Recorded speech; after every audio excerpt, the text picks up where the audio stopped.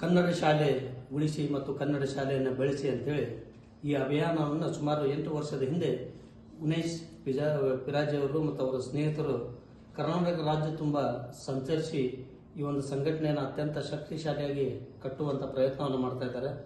ಈ ಪ್ರಯತ್ನಕ್ಕೆ ಇವತ್ತಿನ ದಿನ ಧಾರವಾಡ ಜಿಲ್ಲೆಯಿಂದ ನಾವುಗಳು ಸಹ ಅವರಿಗೆ ಬೆಂಬಲವನ್ನು ನೀಡ್ತಾ ಇದ್ದೇವೆ. ಈ ಸುಮಾರು 8 ವರ್ಷಗಳಲ್ಲಿ ಸುಮಾರು ಒಂದು 200ಕ್ಕೂ ಅಧಿಕ ಶಾಲೆಗಳಿಗೆ ಏನು ಶಾಲೆಗೆ ಅವಶ್ಯಕತೆ ಇರತಕ್ಕಂಥ ಮಕ್ಕಳ ಆಟಿಕೆ ಸಾಮಾನುಗಳಾಗಿರ್ಬೋದು ಅಥವಾ ಕಲಿಕಾ ಸಾಮಗ್ರಿಗಳಾಗಿರ್ಬೋದು ಅದನ್ನು ದಾನಿಗಳ ಮುಖಾಂತರ ಮತ್ತು ಅವರ ಸಂಘದ ಪದಾಧಿಕಾರಿಗಳ ಮುಖಾಂತರ ಅವರಿಗೆ ಒದಗಿಸುವಂಥ ಒಂದು ನಿಷ್ಪಕ್ಷಪಾತ ಕಾರ್ಯವನ್ನು ಅವರು ಮಾಡ್ತಾ ಇದ್ದಾರೆ. ನಿಜಕ್ಕೂ ಆ ಕಾರ್ಯ ಶ್ಲಾಘನೀಯ ಅಂತಲೇ ಹೇಳ್ಬೋದು. ಇವತ್ತಿನ ದಿನ ಅವರು ರಾಜ್ಯ ಪ್ರವಾಸವನ್ನು ಕೈಗೊಂಡಲ್ಲಿ ಇವತ್ತು ಧಾರವಾಡ ಜಿಲ್ಲೆಗೆ ಆಗಮಿಸಿದ್ದಾರೆ.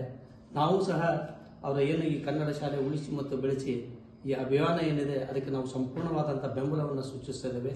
ಮುಂದಿನ ದಿನಗಳಲ್ಲಿ ಇದು ಧಾರವಾಡ ಜಿಲ್ಲೆ ಆಯಿತು ಮತ್ತು ಉತ್ತರ ಕರ್ನಾಟಕದ ಎಲ್ಲ ಭಾಗಗಳ ಪ್ರತಿಯೊಂದು ಗ್ರಾಮಗಳಲ್ಲಿ ಈ ಅಭಿಯಾನವನ್ನು ತೆಗೆದುಕೊಂಡು ಹೋಗ್ತಿದ್ದೇವೆ.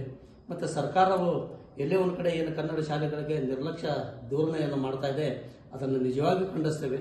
ಈಗ ರಾಜ್ಯಾಧ್ಯಕ್ಷರು ಬಂದಂಥ ಉಮೇಶ್ ಅವರು ನಮ್ಮನ್ನು ಉದ್ದೇಶಿಸಿ ಯಾವ ರೀತಿ ನಾವು ಹೋರಾಟವನ್ನು ಮಾಡಬೇಕು, ಮುಂದಿನ ದಿನಗಳಲ್ಲಿ ಯಾವ ರೀತಿ ರಾಜ್ಯ ಮತ್ತು ಕೇಂದ್ರ ಸರ್ಕಾರವನ್ನು ಕಿವಿ ಹಿಂಡುವ ಮೂಲಕ ಈ ನಮ್ಮ ಏನೋ ಒಂದು ಅಭಿಯಾನಕ್ಕೆ ಅವರನ್ನು ಕೈ ಜೋಡಿಸ್ಕೊಳ್ಬೇಕು ಅನ್ನೋ ವಿಚಾರವಾಗಿ ಸುದೀರ್ಘವಾದಂಥ ಚರ್ಚೆಯನ್ನು ನಾವು ಇವತ್ತಿನ ದಿನ ಮಾಡ್ತಾ ಇದ್ದೇವೆ.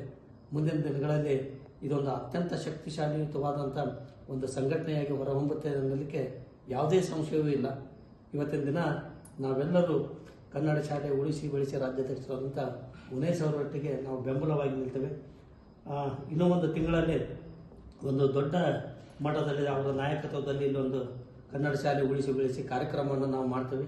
ಆ ಮೂಲಕ ಎಲ್ಲ ರಾಜ್ಯದ ಎಲ್ಲ ಜಿಲ್ಲೆಯ ಪದಾಧಿಕಾರಿಗಳನ್ನು ಸಹ ನಾವು ಇಲ್ಲಿ ಆಹ್ವಾನ ಮಾಡ್ತೇವೆ ಅಂತ ಹೇಳಿ ಒಂದೆರಡು ಮಾತುಗಳನ್ನು ಹೇಳ್ತಾ ಇದ್ದೇವೆ.